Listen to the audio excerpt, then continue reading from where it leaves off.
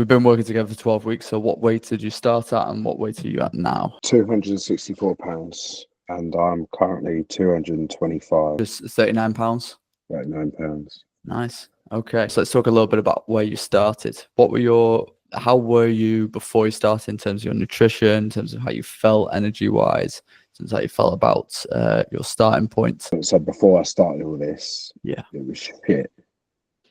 Just to be brutally honest, I was just eating like a pig, eating large meals, eating out of boredom, doing a lot of miles whilst driving. So where we work in the supermarkets, working on the fridges, if it's like 2-3 hours away, I think, well, I'd buy a nice big bottle of chocolate milkshake and a couple of chocolate bars would do me on the way home because I didn't want to drink a coffee. And that would make me all sleepy and tired. Plus, I've always had a bit of a sweet tooth. It was a joke, come to think about it, how much food I was consuming and what type of foods it was. It's only come to realise now how, because I'm still eating a fair amount of food, but it's all good stuff. Yeah. It's like fish, steak, chicken, potatoes, sweet potatoes, omelettes, like lots of different stuff.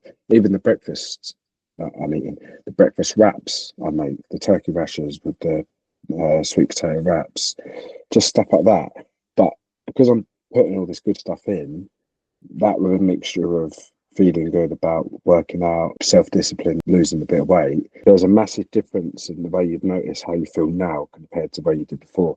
Before I was grouchy, nowhere near as energetic, like I'm picking up a lot more stuff. Like now, like I don't know, it could be like walking past the sink, putting your plate in there, but not washing up. Now I'm like, I can't stand that mess. I've got to clean it. I'll even dry it and put it away. Just helping out a lot more, being alert, a lot more energetic. A good way of looking at it is the bad stuff you put in your body makes you feel bad as well. But when you start putting the good stuff in, you feel a lot better with yourself. I think a lot of people, if they have reservations about getting on a diet, whether you'd call it that, they're worried about whether or not they're going to have to quit eating certain foods. If they do quit eating certain foods, how difficult is it going to be?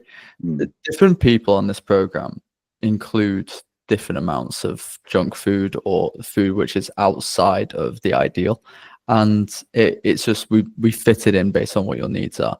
You didn't really deviate whatsoever. You ate out when you ate out. You just stuck to the system because you want the results fast.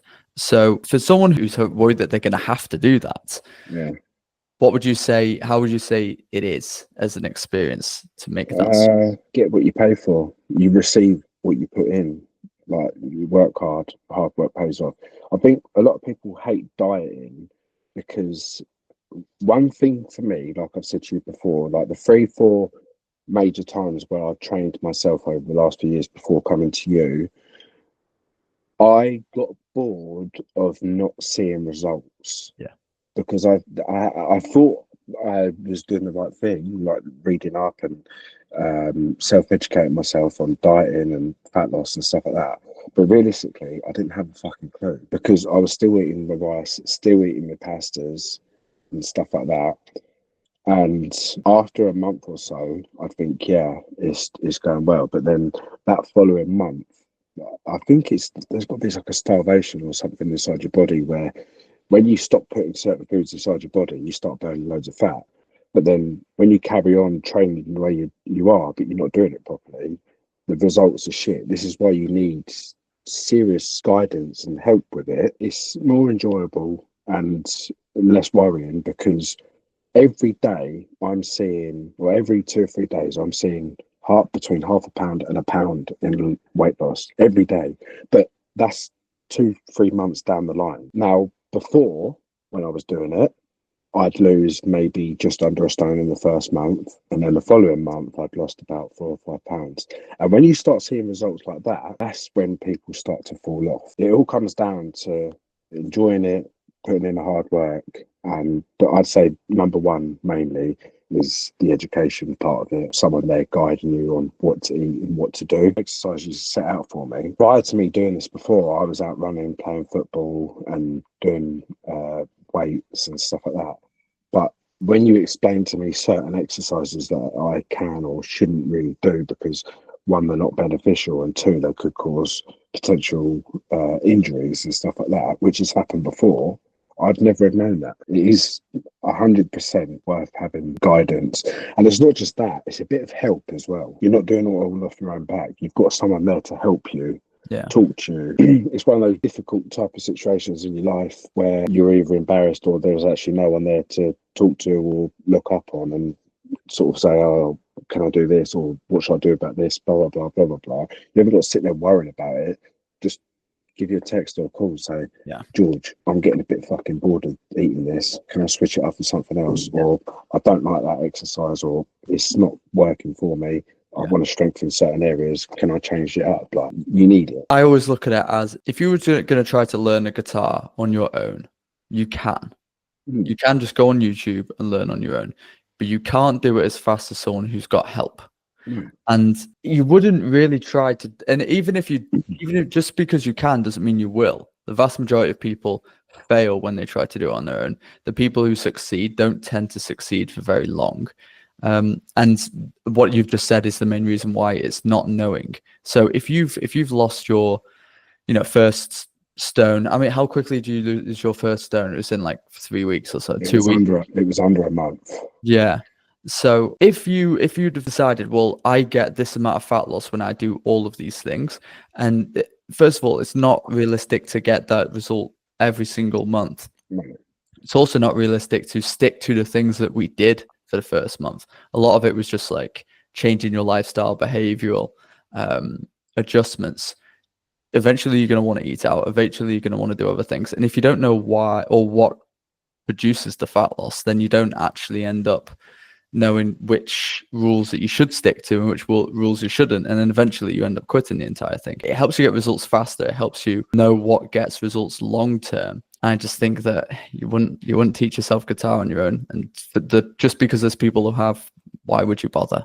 Well, you can, but it's going to take a hell of a lot longer. Yeah, because you've got no one to say, try holding it like this, or try using these fingers, or try doing that one there first, so on, like as you would with someone there helping you out doing it. Yeah, you've got more fat to lose. We're in this stage where we're going to discuss how much fat we think you've got to lose and what your next goals are, and when you achieve those, what the next goals are. But you've lost fat before. Why? I'm assuming you don't think you're going to put it back on. But why do you think that you'll continue getting results and you won't put it back on compared to previous things that you've tried? It's like sobriety. I know people are different, but there's one way of putting it as an example. As time goes on, it gets easier, because when you're 6 months to a year down the line, the way you'd look at it, the thought that was always in my head was, if I was to pick up another beer, I feel like I've just wasted a year of my life. Yeah.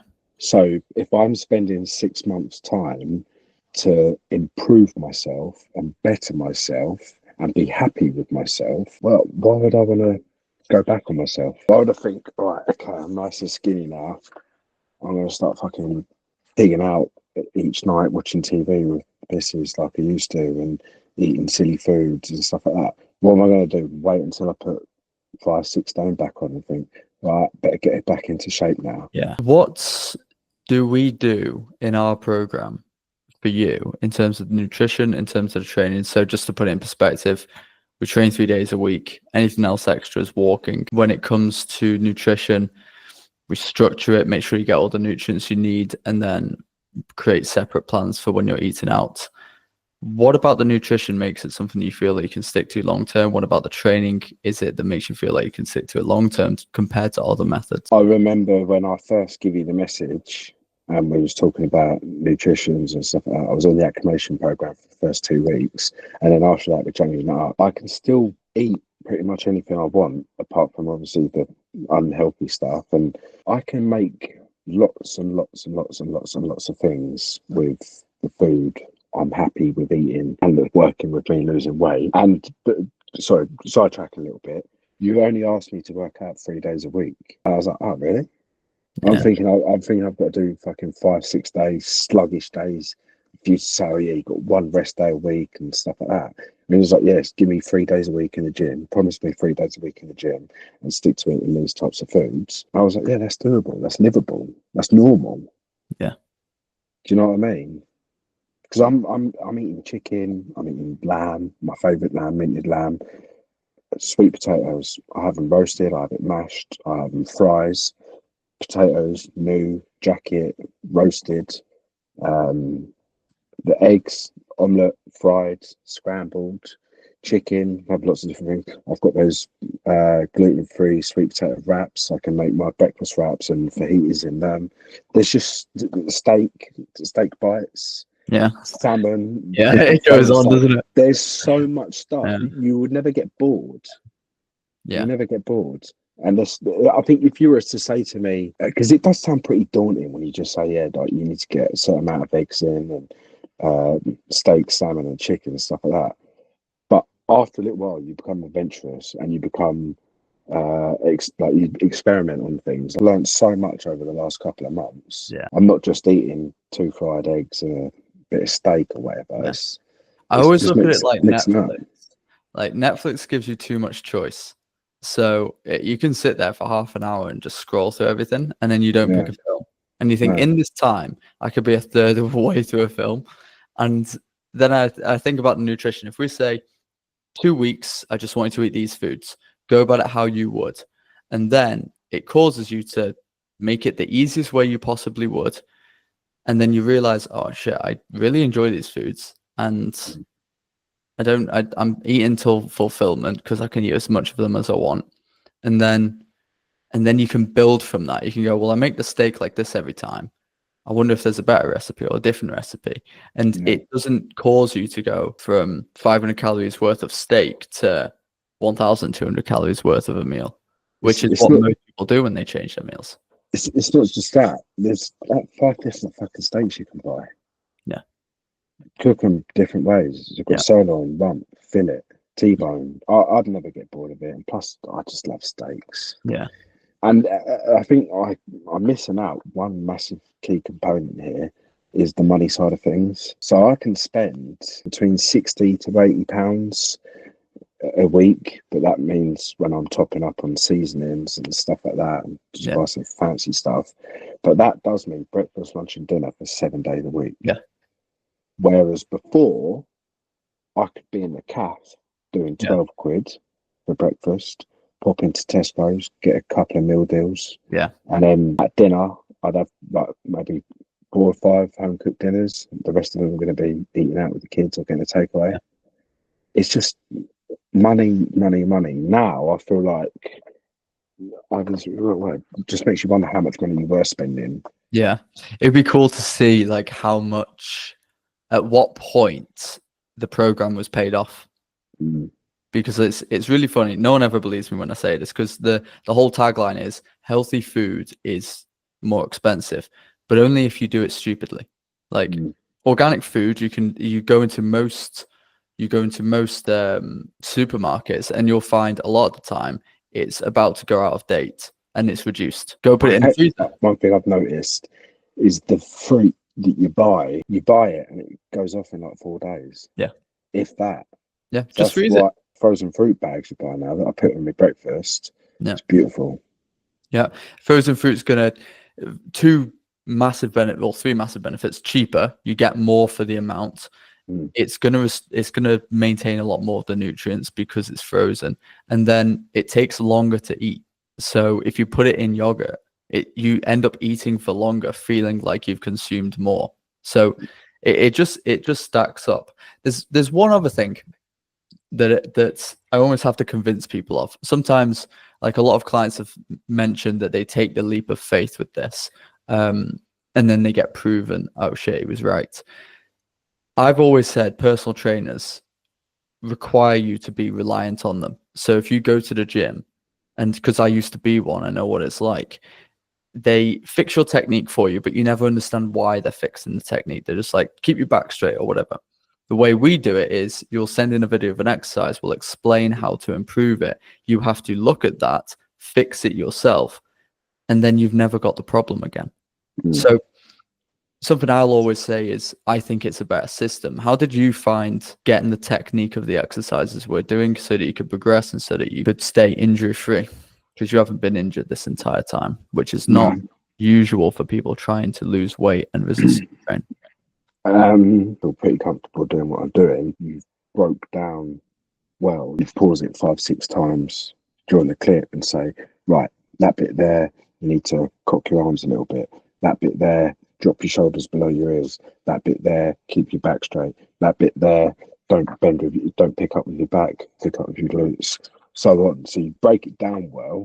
For example, the Romanian deadlift. That was one exercise. Even looking up online, how am I supposed to actually do that? I think I've sent you 2 clips and you broke it down well. Now I know. And the compression, keeping your chin tucked in. I could be walking out there with neck ache or injuring my back, not concentrating properly. So yeah, doing the videos obviously. It doesn't have to be for everything, just for the ones that you Yeah. get stuck on. Yeah, definitely the videos and breaking down the videos with Loom works great. I believe you're going to be able to answer this, whether you are now or you will be in the future. If one of your friends came to you and was like, "Hey, can I go for a gym session with you and you show me how to do things?" Do you feel confident that you would be able to tell them why they're doing what they're doing? 100%. Yeah, that's the point. I feel that people that go to PTs when they're like, oh, they're just getting their technique adjusted and they're just standing there having a chin wag, just discussing with them. They don't learn anything and they're reliant on them. And then it's kind of like going to therapy and thinking that you've learned a load of stuff and now you're a therapist. But it's like the lat pull down. When you told me I can lean back way further and doing it, I'm still doing exactly the same muscle groups. Yeah. But it just felt so much more comfy. Yeah. Rather than sitting upright and looking up trying to do it. If you lean back, then do it. I'm like, oh, because you're sort of counterbalancing and you haven't got like as focus as hard and just felt easier. Just little tips like that. Yeah. And it's evident in your results. So when you started at 264, you were on the largest assistance band to help you up, and your chin-ups weren't good. Like they were like this, weren't they? Terrible. And then recently you've just got 3, nearly 4 bodyweight pull-ups with perfect technique. And so it's like, but what are you at with the other exercises you with your progression, if you can remember off the top of your head? Chest dips and 4. I think I could strain together about 3 or 4. Yeah. Now I can do 4 with a 5 kilo weight strapped to me. Yeah. And up to about 7, maybe 8 body weight. Yeah. And we're going to get that so much further.